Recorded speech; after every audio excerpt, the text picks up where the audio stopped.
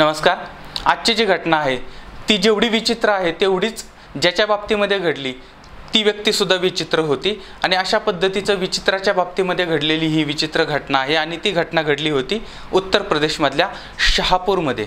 म्हणजे त्या शहापूरमधलं बडौली नावाचं एक गाव आहे छोटंसं आणि त्या गावामध्ये 19 जून 2020ला रात्री पोलिसांना फोन आला आणि त्या ठिकाणी सांगण्यात आलं की एकाचा खून झालेला आहे, एकाचा मर्डर झालेला आहे आणि त्याचं नाव आहे विकास म्हणजे उर्फ नीटू।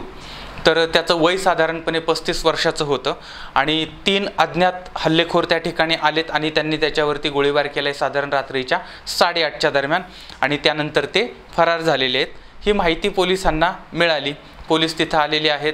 त्यानंतर मग ती बॉडी वगैरे पोस्टमॉर्टमला पाठवण्यात आलेली आहे आणि आता अधिक माहिती पोलीस जमा करतायत त्या ठिकाणी की हे प्रकरण कसं घडलं होतं किंवा ही व्यक्ती नक्की कोण होती, कशी होती। तर हा जो नीटू आहे किंवा हा जो विकास आहे, आता त्याला आपण नीटू म्हणूया कारण थोडंसं विचित्र नाव वाटतं म्हणून। तर हा जो नीटू आहे तो नीटू हा त्या गावचा आहे, म्हणजे कुठल्या बडौली गावचा आहे, पण तो आत्ता काम करतो आहे दिल्लीमध्ये आणि दिल्लीमध्ये त्याची प्लेसमेंटची एजन्सी आहे आणि त्या एजन्सीमध्ये त्याचं अत्यंत चांगल्या पद्धतीचं काम चाललं होतं आणि 5 दिवसापूर्वी तो त्या गावामध्ये बडौलीला आला होता आणि त्यांचं घर आहे, त्या घराच्याच बाजूला दुसरं एक घर आहे, म्हणजे जवळच त्यांचं एक दुसरं घर आहे। तर त्या घरामध्ये तो रात्री होता आणि त्यावेळेस त्याच्यावरती हल्ला झाला होता। हा प्रचंड पैसेवाला होता, श्रीमंत होता। आता मग पोलीस विचार करतायत की याला मारण्याचा म्हणजे ज्यांनी मारलं त्याची मनीषा काय असेल, त्याने कशामुळे, म्हणजे हे वेगवेगळे अँगल काय होते मारण्याचे, म्हणजे पैसा होता, दुश्मनी होती किंवा अंतर्गत होतं, कोणी शत्रू होते, मित्र वगैरे, अशा सगळ्या गोष्टींची चौकशी आता पोलिसांनी करायला सुरुवात केली। त्यावेळेस पोलिसांना ही पण माहिती मिळाली की त्याची बायको आहे, तिचं नाव आहे रजनी आणि जवळजवळ 11 वर्षापूर्वी त्यांचं लग्न झालेलं आहे, त्याला 2 मुलं आहेत। ही माहिती पण कळाली, पण त्याही पलीकडे एक धक्कादायक माहिती त्यांना कळाली की हा जो नीटू आहे त्या नीटूचं 4 मुलींवरती प्रेम आहे आणि त्यानं 4 मुलींबरोबर ती लव्ह मॅरेज केलेलं आहे। म्हणजे त्याची लव्ह मॅरेज झालेली 4 लग्न आहेत, म्हणजे 4 प्रेमविवाह त्यानं केलेले आहेत। ही माहिती पोलिसांना कळाली। आता त्या दृष्टीनं पण पोलिसांनी तपासाला सुरुवात केली। मग त्याचे मित्र कोण होते, मग ज्यांच्याबरोबर लव्ह मॅरेज झालं होतं ती मंडळी, त्यांची पार्श्वभूमी वगैरे, ह्या सगळ्या गोष्टी पोलीस तपास करतायत। आता ही सगळी माहिती जमवत असताना पोलिसांना त्याची जी पत्नी होती, म्हणजे पहिली पत्नी होती, थोरली पत्नी होती रजनी, त्या रजनीवरती संशय यायला लागला। कारण त्या रजनीची हालचाली, तिचं बोलणं किंवा पोलिसांशी, म्हणजे आता समजा तिच्या पतीला मारण्यात आलेलं आहे, मग तिचं कशा पद्धतीनं तिनं वागलं पाहिजे किंवा कशा पद्धतीनं तिचा बिहेवियर असला पाहिजे, पण तसं नव्हतं आणि त्यामुळे पोलिसांनी तिला ट्रेस करायला सुरुवात केली। त्यानंतर तिचे मग काही CDR वगैरे काढले जेणेकरून अजून तिच्याबद्दलची माहिती, त्यानंतर तिचं पाठीमागं कोणाकोणाला भेटली होती काय वगैरे, ह्या सगळ्यांची माहिती पोलिसांनी काढली आणि त्यानंतर सबळ पुरावे जमा केले आणि 4-5 दिवसामध्ये पोलिसांनी तिला अटक केली, तिला पकडली। तिला पकडल्यानंतर मग आता ती तर काय अशी काही गुन्हेगार वगैरे नव्हती, निर्धावलेली गुन्हेगार नव्हती आणि त्यामुळे मग तिनं कबूल केलं की म्हटली मी याला मारलेलं आहे।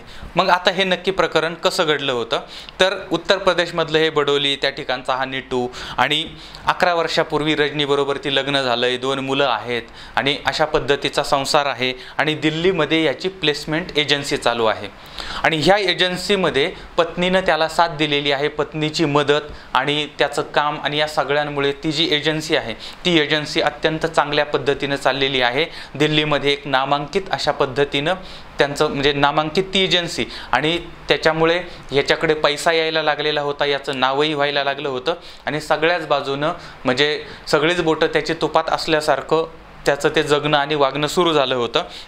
धंदा अगदी तेजीत चालला होता आणि हे जे प्लेसमेंट एजन्सी होती त्या एजन्सीमध्ये अनेक मुलींचं येणं जाणं असायचं आणि त्यावेळेस हा एकतर त्या मुलींसाठी वेडा व्हायचा, म्हणजे त्याला पोरींचा नाद, आणि त्यामुळे मुलगी आली की मग आता त्यानं विचार केला, म्हणजे त्यानं त्याबद्दलचा अभ्यास केला असेल की बाबा मुलींना कुठल्या गोष्टी आवडतात किंवा कुठल्या गोष्टी जर दिल्या तर त्या आपल्या होऊ शकतात, आपल्या प्रेमामध्ये पडू शकतात, अशा पद्धतीनं जे त्यांना पाहिजे, म्हणजे पैसा, गाड्या, जो भपकेपणा वगैरे, हा सगळा त्यानं त्या मुलींच्या समोर दाखवायला सुरुवात केली। मग एका बाजूला हे, दुसऱ्या बाजूला इमोशनल, अशा पद्धतीनं करत या माणसानं त्याचं एक तर लग्न झालेलंच होतं, पण जी प्लेसमेंट एजन्सीमध्ये मुलगी यायची तर त्या मुलीवरती तो जाळं टाकायला सुरुवात करायचा आणि त्याच्या जाळ्यामध्ये एक एक मुलगी अडकायला लागली. सुरुवातीला एक मुलगी अडकली, तिच्याबरोबर ती लव झालं. लव नंतर मग आता लव झाल्यानंतर मग आता झालं असं बाबा की बाबा नाही तर मग हे होईल, म्हणजे जर समजा तू लग्न नाही केलंस तर मग मी पोलिसांना सांगेल किंवा मग मी तुझ्यावरती केस करेल वगैरे. तर मग त्यानं ते मॅरेज केलं, म्हणजे त्याचं झालं लव्ह मॅरेज. आता एक लव्ह मॅरेज झालं, त्यानंतर त्याच्याने त्याचं मन भरलं नाही म्हणून त्यानं दुसरं लव्ह मॅरेज केलं, दुसऱ्या मुलीला जाळ्यात ओढलं, त्यानंतर तिसऱ्या मुलीला जाळ्यात ओढलं. असं मिळून त्याने 4 लव्ह मॅरेज केली. म्हणजे एका जन्मामध्ये 35 वर्षाच्या आत यानं 4 लव्ह मॅरेज केली होती. आणि हे सगळं एका बाजूला चाललेलं होतं. आणि दुसऱ्या बाजूला याची जी पत्नी आहे रजनी, त्या पत्नीनं ही प्लेसमेंट एजन्सी चालू करण्यासाठीची मदत केली होती, सगळं सुरुवातीपासून केली, पतीला सगळी साथ दिली.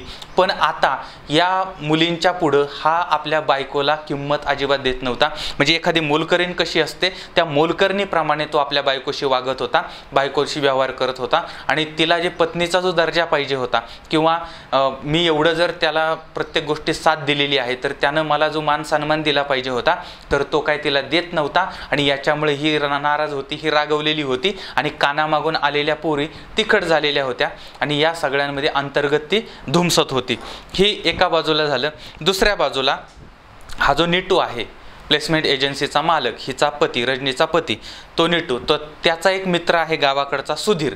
तर तो सुधीर होता याच्याच प्लेसमेंट एजन्सीमध्ये कामाला.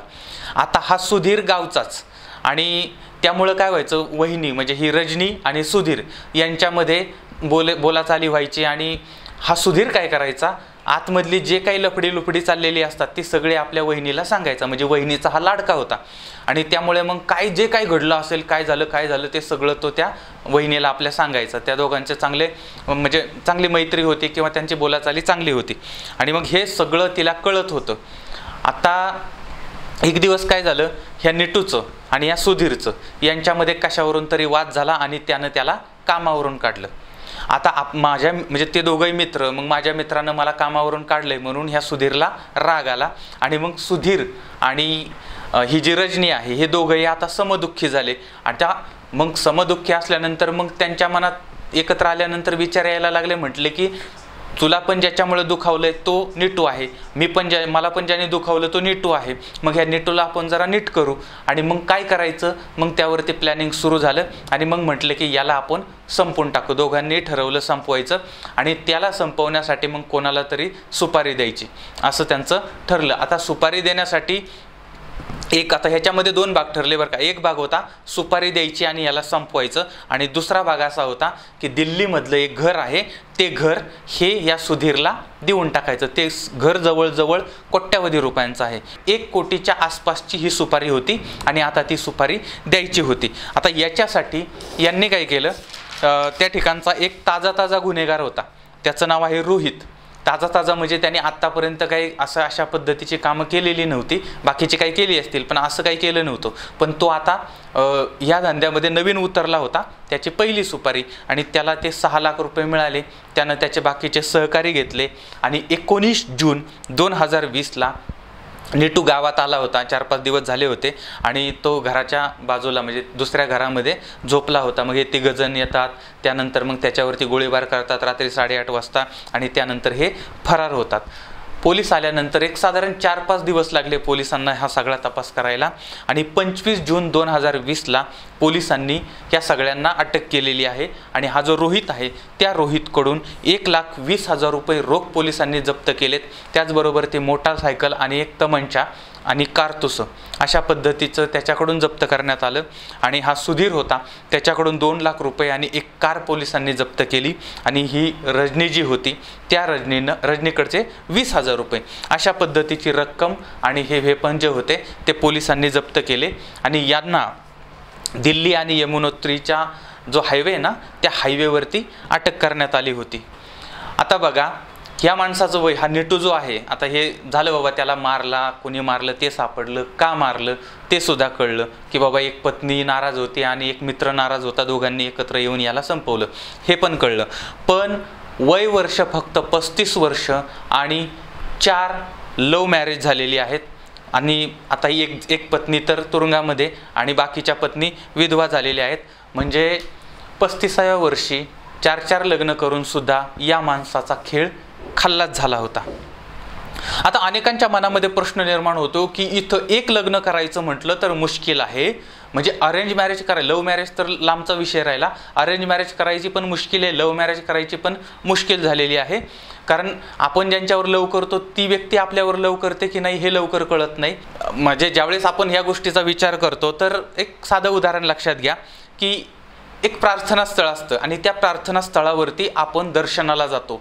आता आपल्या मनामध्ये उच्च भावना असते की बाबा आपण आता त्या प्रार्थना स्थळावरती जे काय आहे त्याचं दर्शन घ्यायचं आणि लाईनीमध्ये आपण थांबलेलो असतो. आणि जर समजा एखाद्याकडे VIP पास असेल, म्हणजे त्यानं एक्स्ट्राचे पैसे दिले की त्याला VIP पास मिळतो आणि पास मिळाला की तो अगोदर जातो. म्हणजे ज्या प्रार्थना स्थळावरती सगळ्यात पवित्र, परमपवित्र वगैरे वगैरे त्या ठिकाणी सुद्धा पैसे दिले तर तुम्हाला लवकर दर्शन होतं.